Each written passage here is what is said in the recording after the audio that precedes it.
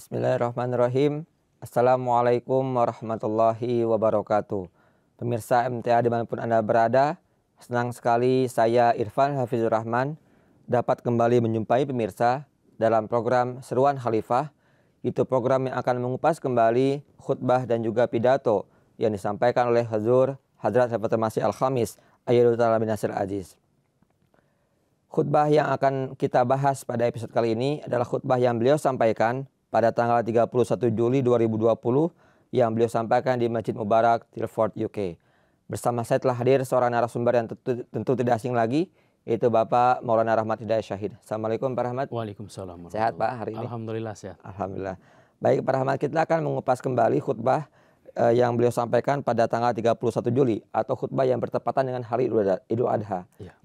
Di episode sebelumnya kita sudah membahas tentang bagaimana kita selaku orang Islam ya mengadakan sholat hari raya yang jatuh pada hari Jumat Pak ya. Iya betul. Bagaimana kita mengadakan sholat tersebut dan juga bagaimana kita juga sudah membahas terkait dengan tujuan dari diutusnya Hadrat Masih Maud ke dunia ini dan juga tujuan dari didirikannya jemaat ini oleh beliau. Betul. Nah, mungkin sedikit membahas terkait dengan tujuan utama beliau mendirikan jemaat ini Pak.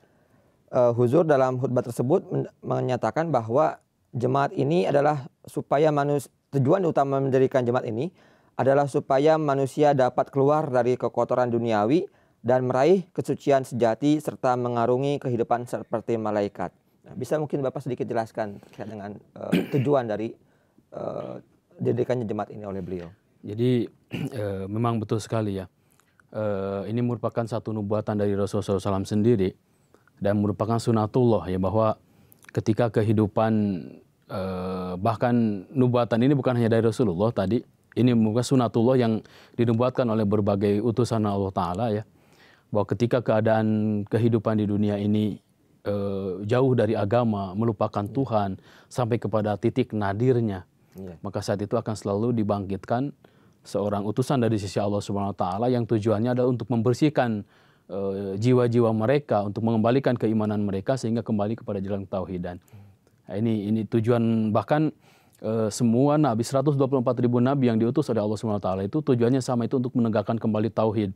Dalam bahasa nubuatan dari Rasulullah SAW itu adalah hilangnya ketauhidan atau hilangnya iman itu dengan bahasa iman yang terbang ke bintang Suraya. Artinya dalam hadis yang lain, dalam hadis Daruqutni misalkan disebutkan layam qaminal Islam illa ismuhu. Orang mengatakan Islam itu hilang, yang ada hanya namanya saja. Artinya orang-orang Islam tidak menjalankan ajaran Islam. Wala yabqa minal Qur'an illa rasmuhu. Ini salah satu tandanya. Al-Quran itu hilang, yang tertinggal hanya tulisannya saja. Bangga kita memiliki koleksi mushaf Quran misalkan, tetapi ajarannya tidak diamalkan. Kemudian yang ketiga, masajidum amiratun wa hiya khurubun minal huda. Masjid-masjid itu dibangun dengan sedemikian megahnya, tapi orang-orang yang mengisi masjid itu tidak mendapatkan petunjuk dari datangnya ke masjid itu. Keluar dari masjid dengan ketika dia masuk masjid itu tidak ada perbedaannya. Jadi hanya sebagai rutinitas belaka. Rutinitas belaka, tapi hakikat kenapa dia harus pergi ke masjid itu tidak ada sama sekali. Baik. Lalu di khutbah ini juga Huzur menjelaskan terkait dengan kewafatan Nabi Isa. Betul. Ini apakah ada relasinya antara kewafatan Nabi Isa dengan tujuan dari diutusnya Hadrat Masih Maud ke dunia ini, Pak? Betul sekali. Ini terkait ya, sangat terkait. Tetapi mungkin di sini kita tidak akan membahas keterkaitan ini mungkin ya, karena sesuai dengan topik yang ada di dalam khutbah ini. Karena kalau kita bahas itu akan sangat panjang sekali. Tetapi salah satu hal yang mungkin perlu kita sampaikan sebagai salah satu khulasa dari khutbah ini juga adalah bahwa pertama, pernyataan Hadrat Aqdas Masih Maud SAW, pernyataan Hadrat Mirza Ghulam Muhammad SAW tentang status beliau, posisi beliau dalam Islam seperti apa. Mungkin di sini perlu saya bacakan saja. Beliau alaihissalam bersabda bahwa di sini dalam ketika menjelaskan tentang keimanan beliau dan juga merupakan keimanan beliau ini keimanan seluruh anggota jamaah beliau juga. Di sini beliau bersabda bahwa saya katakan dengan sebenar-benarnya dan saya katakan dengan bersumpah demi Allah bahwa saya dan jemaat saya adalah orang-orang Muslim. Satu itu. jemaat saya mengimani Al-Quran Karim dan Nabi Muhammad SAW sebagaimana seharusnya seorang Muslim sejati wajib mengimaninya. Jadi apapun tuntutan bagi seorang Muslim sejati itu pula yang beliau lakukan dan juga jemaat beliau. Jadi dari sini ketika seseorang sudah mengatakan seperti itu, apalagi Rasulullah itu kan sederhana sekali menyebut seseorang itu Muslim atau tidak. Seorang yang bersyahadat, yang sholat dengan sholat Rasulullah SAW, kemudian menghadap kiblat, memakan hasil sembelihannya, bazalikal Muslim. Mereka itulah orang-orang Islam yang terjamin harta dan nyawanya dan kehormatannya. Jadi seseorang tidak bisa mengatakan kamu ini bukan Islam dan sebagainya. Biarlah itu urusan Allah Ta'ala. Selama dia melaksanakan sholat sesuai dengan sholat Rasulullah dan menghadap kiblat, memakan sembelihan orang Islam yang lain dan kemudian menjalankan sunnah Rasulullah, ya tidak ada yang berhak mengatakan seorang itu Muslim atau tidak Muslim. Masalah perbedaan pendapat dalam satu dan lain hal, yaitu beda lagi, lain cerita itu. Ini. Dan tetapi di sini misalkan masalah perbedaan ini tadi seperti yang disinggung oleh Pak Irfan ya, bahwa ada satu mungkin ya yang bisa dianggap perbedaan, sebetulnya bukan perbedaan sih, hanya berbeda cara pandang saja. Keyakinannya sama tetapi cara pandang yang berbeda, yaitu di sini Huzur sampaikan berkenaan dengan keyakinan terhadap Nabi Isa alaihissalam. Banyak persamaannya, ada sedikit perbedaan. Persamaannya apa misalkan? Persamaannya adalah kita sama-sama meyakini, mengimani bahwa Nabi Isa ini adalah seorang Rasul yang benar yang datang dari Allah Ta'ala.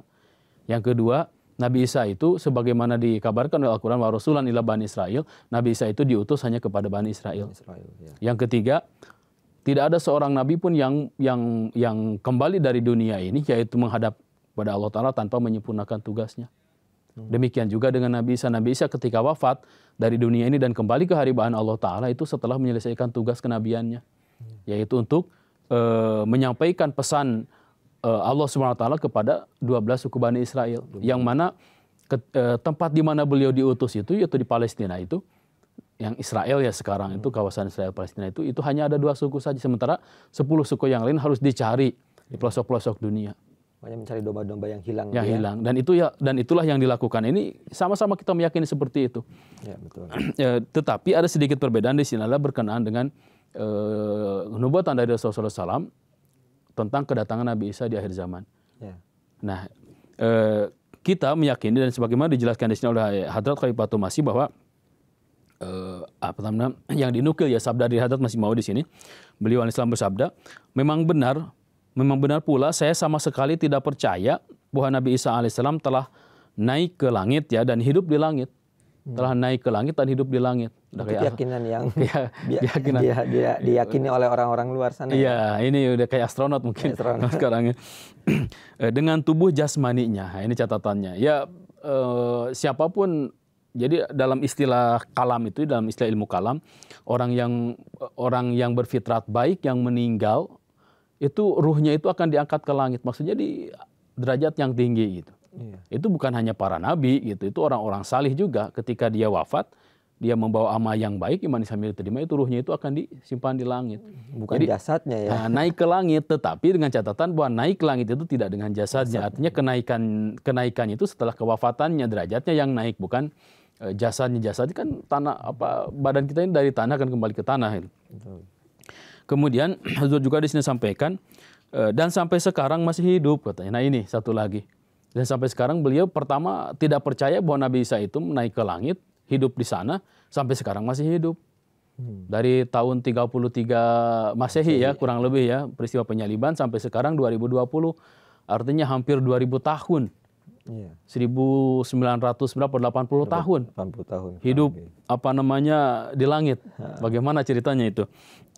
Sangat tidak masuk akal, dan selain tidak masuk akal itu juga ditentang oleh Al-Qur'an. Dengan sangat jelas Al-Quran menentang hal itu. Kemudian di sini Huzur sampaikan, selain itu kata Huzur bahwa hal ini juga karena mempercayai Nabi Isa masih hidup di langit, berarti terang-terangan telah menghina dan merendahkan kehormatan Nabi Muhammad SAW. Nabi Muhammad, Nabi yang paling mulia, tapi kita semuanya yakin bahwa Nabi Muhammad sudah wafat. Bahkan kuburnya pun ada di Madinah yang sering kita ziarahi ke sana. Tapi di sisi lain, meskipun begitu, malah kita menganggap nabi yang lain yang derajat kenabiannya, derajat kerohaniannya lebih rendah, jauh sekali di bawah Rasulullah SAW. Malah kita masih percaya beliau masih hidup di langit. Sungguh ironi sekali pemahaman mereka ya. Betul, ini sebuah ironi betul. Iya. Apa namanya? Mungkin lucu ya gitu ya, kita di satu sisi sebuah ironi yang ada di kalangan saudara-saudara kita yang lainnya. Mungkin ya karena padahal Al-Quran sudah jelas ya, ada 30 ayat lebih yang menyampaikan tentang kewafatan Nabi Isa alaihissalam. Ini sangat jelas sekali, bahkan kesaksian di hadis-hadis juga. Ini satu ironi yang berada di kalangan umat Islam ini, di mana mereka apa namanya dengan amat gembira, dengan senang hati gitu ya mengatakan bahwa Nabi Isa itu masih hidup di langit. Padahal mereka yakin dan percaya bahwa Nabi Muhammad SAW itu adalah Nabi yang paling mulia. Tapi di sisi yang lain, kemuliaan Nabi Muhammad itu ternyata tidak ada apa-apanya dibandingkan dengan Nabi Isa. Kenapa? Karena mereka percaya bahwa Nabi Isa masih hidup di langit sampai sekarang, sampai usianya hampir 2000 tahun. Sampai sekarang pun ditunggu-tunggu, turunnya nggak turun-turun juga. Nah ini, jadi ini sedikit perbedaan dan juga ironi ya di antara yang ada di kalangan kaum muslimin. Bahkan bagaimana mereka dalam memuliakan Rasulullah SAW ini kadang-kadang ketika khususnya di daerah-daerah Asia Selatan ya, mungkin di kita juga di Indonesia, di sebagian daerah yang lain, kita membaca kasidah-kasidah tentang kemuliaan Rasulullah SAW yang berisi sanjungan dan pujian kepada Rasulullah SAW. Dan ketika kelahiran seorang bayi misalkan, begitu gembiranya kita bacakan kasidah-kasidah itu sambil memotong rambut bayi dan sebagainya. Ya dulu ada ya. Mungkin di sebagian daerah masih ada sampai sekarang. Nah, tetapi di sisi lain mereka Rasulullah SAW ini Nabi yang paling mulia sudah wafat, sementara Nabi Isa masih hidup di langit. Ini satu ironi. Bukankah harusnya umat Islam itu lebih butuh kepada siapa gitu? Ini kan pertanyaan uzur gitu kan. Ini kalau boleh berandai-andai harusnya justru Rasulullah SAW harus masih hidup di langit kalau memang dia analogikan seperti itu ya. Betul. Ya, ketimbang Nabi Isa yang derajatnya jauh di bawah Rasulullah SAW dan beliau dikatakan masih di langit, ya harusnya kalau memang seperti itu ya Rasulullah SAW yang ada di langit harusnya begitu. Kalau kita boleh ini ya. Ya, kita kan umat Islam. Jadi pertanyaan dari Huzur ini sangat menggelitik sekali. Siapa yang lebih kita butuhkan, Rasulullah atau Nabi Isa? Betul. Nabi Isa itu datang untuk menegakkan kembali hukum syariat Nabi Musa, syariat Taurat. Nah ini Rasulullah SAW ini Rasul yang Allah Ta'ala utus untuk kita sekalian. Siapa yang lebih kita butuhkan? Rasulullah dong. Betul. Kalau nanti di akhir zaman misalkan sesuai dengan keyakinan kita ya, dan juga keyakinan kaum muslimin pada umumnya bahwa Nabi Isa itu nanti akan turun lagi ke bumi ini, kenapa bukan Rasulullah? Kan kita lebih perlu Rasulullah daripada Nabi Isa. Bahkan Al-Quran jelas-jelas mengatakan wa Rasulullah Bani Israel. Nabi Isa itu adalah seorang Rasul untuk Bani Israel. Nah ini jadi sangat aneh sekali. Jadi di sini Huzur sampaikan, karena itulah katanya, saya tidak mengerti kata Huzur, mengapa terdapat huru hara terhadap penyampaian bahwa Nabi SAW telah wafat. Kenapa harus ribut gitu ya. Kayak terjadi gempa bumi yang tiba-tiba itu. Terjadi gempa bumi tiba-tiba langit kayak mau runtuh dan sebagainya. Kenapa harus begitu katanya? Jadi di sini Huzur ilustrasikan batu macam apakah yang telah menghantam kalian dengan begitu keras katanya, sehingga membuat kalian begitu marah ketika mendengar ada orang yang mengatakan bahwa Nabi Isa itu sudah wafat. Apa yang terjadi dengan kalian? Sehingga hanya dengan menyatakan kewafatan Nabi SAW saja kalian itu menjadi begitu marah. Apa yang terjadi dengan kalian? Bukan kalian ini orang-orang yang mengklaim sebagai yang paling memuliakan Rasulullah. Lalu bagaimana kalian bisa menerima Rasulullah sudah wafat sementara orang yang Nabi yang kemuliaan itu jauh di bawah Rasulullah SAW masih hidup? Kata Huzur, saya sedikit pun tidak bisa menerima penghinaan kepada Rasulullah SAW seperti ini.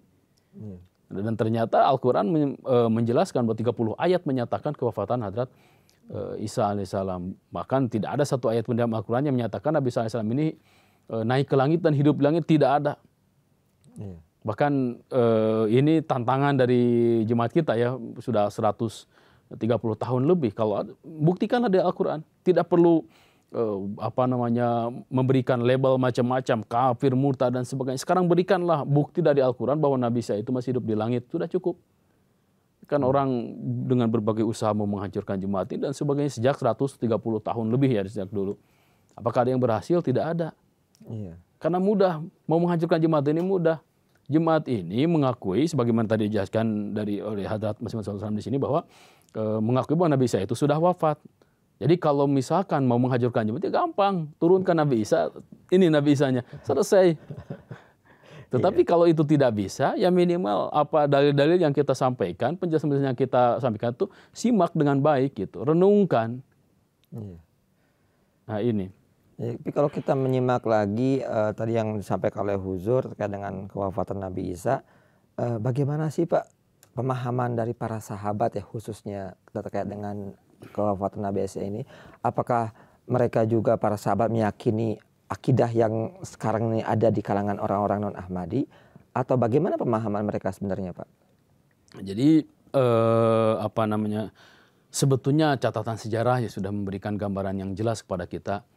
Ketika di sini dijelaskan di dalam nukil juga ya oleh Hadrat Khalifatul Masih Al-Khamis Al-Aziz dalam khutbah ini.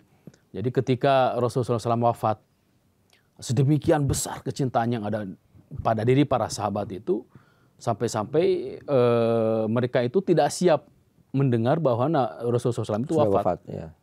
Ya mungkin secara inilah dalam kehidupan sehari-hari kita, misalkan kalau ada sesuatu, jangankan orang ya gitu ya, ada sesuatu barang yang sangat kita cintai, yang sangat kita sayangi, yang kita jaga dengan sepenuh jiwa kita, sepenuh usaha kita, tiba-tiba hilang gitu. Itu mungkin ke bawah mimpinya itu sampai bisa berbulan-bulan gitu kan. Datang di mimpi, oh ini sesuatu yang sangat saya suka ini kok hilang. Tidak rela. Tidak rela, hati kita tidak rela. Nah ini ketika kita kehilangan orang yang sangat kita cintai misalkan. Tiba-tiba Allah Ta'ala memanggilnya misalkan, dan kita belum siap. Dan kita tidak pernah berpikir bahwa akan secepat itu meninggalkan kita misalkan. Itu pasti hati kita itu begitu terluka gitu ya. Begitu terluka, begitu pedihnya hati kita. Kesedihan pun begitu besar yang akan menimpa kita. Karena apa? Karena kehilangan orang yang paling kita cintai. Nah ini Rasulullah SAW ini, kecintaan para sahabat itu sudah menembus batas-batas tingkatan sosial, kesukuan, dan semua itu sudah ditembus semuanya. Jadi kecintaan yang terdapat dalam diri pribadi para sahabat kepada Rasulullah SAW itu sedemikian besarnya. Sedemikian besarnya sehingga mereka ketika mereka itu betul-betul tidak siap mendengar kabar kewafatan Rasulullah SAW. Nah jadi saat itu sampai-sampai kita tahu dalam sejarah itu Hadrat Umar radhiyallahu taala anhu yang memang perangainya ini tidak lembut ya. Keras ya. Tidak lembut ya beliau ini. Jadi kalau melihat sesuatu itu tidak bisa dengan cara yang lemah lembut ya, tapi mengangkat pedang langsung gitu. Beda dengan Hadrat Abu Bakar gitu. Hadrat Abu Bakar itu menghadapi masa itu dengan kelembutan, tapi kalau Hadrat Umar itu putih ya putih, hitam ya hitam. Tidak mau kompromi gitu kan. Sehingga ketika mendengar kewafatan Rasulullah SAW, beliaulah yang paling tidak siap di antara sekian sahabat itu mendengar kabar itu. Beliau keluar rumah menenteng pedang dan mengatakan siapapun yang mengatakan bahwa Nabi Muhammad SAW, Rasulullah SAW sudah wafat, akan aku penggal, akan aku pisahkan kepala dari badannya. Kaget, siapa yang gak takut kan, singa Jazirah Arab, siapa yang gak takut dengan Hadrat Umar gitu kan. Nah itu kenapa? Karena saking tingginya kecintaan pada Rasulullah SAW, ketika Allah Ta'ala memanggil Rasulullah SAW, mereka itu tidak siap, itu betul-betul tidak siap. Tidak menyangka bahwa secepat ini Rasulullah akan meninggalkan mereka. Sehingga mereka tidak percaya gitu. Nah ini pada saat itu kemudian datanglah Hadrat Abu Bakar radhiyallahu taala anhu. Allah Ta'ala menganugerahkan nur ilham kepada beliau. Kepada beliau menganugerahkan nur ilham bahwa mengatakan untuk meredakan suasana yang ya bisa dibilang kacau lah saat itu kan, para sahabat menangis segala macam lah. Nah, ini jadi kemudian beliau membacakan satu ayat di sini, yaitu wa ma Muhammadun illa rasulun qad khalat min qablihi rasul. Bahwa wa ma Muhammadun, tidaklah Nabi Muhammad ini illa rasul, melainkan hanya seorang rasul. qad khalat min qablihi rusul, yang mana sebelum beliau wafat itu rasul-rasul terdahulu pun sudah wafat, sudah berlalu.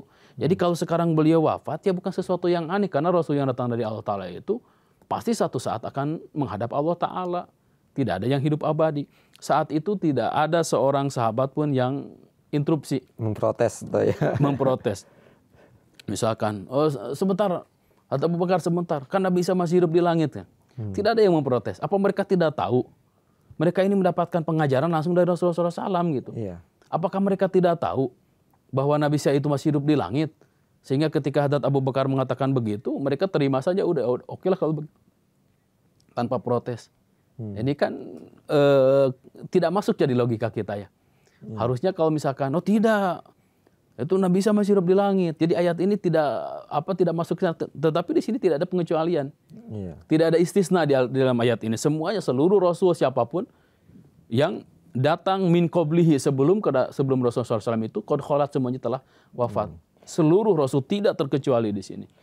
Dan seluruh sahabat pun ketika ayat itu dibacakan, semuanya terdiam, tidak ada yang protes. Semuanya ya? terdiam, tidak ada yang protes, dan semuanya menerima. Jadi bisa dibilang bahwa itulah ijma pertama yang terjadi di kalangan kaum muslimin.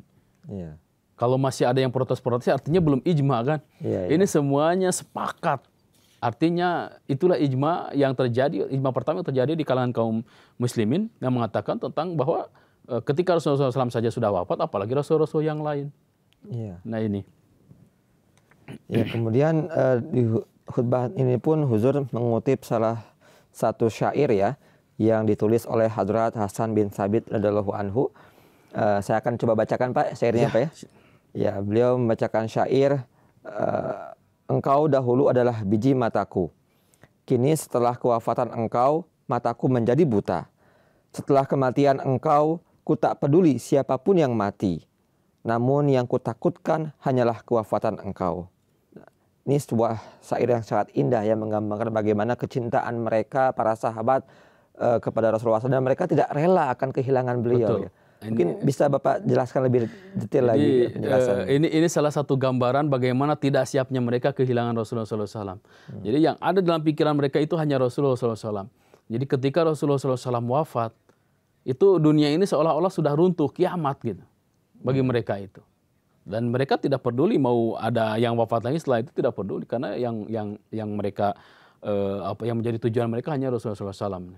Iya.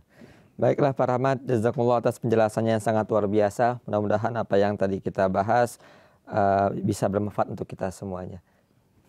Baiklah pemirsa dimanapun Anda berada, demikianlah pembahasan kami terkait dengan khutbah yang Huzur sampaikan pada tanggal 31 Juli 2020.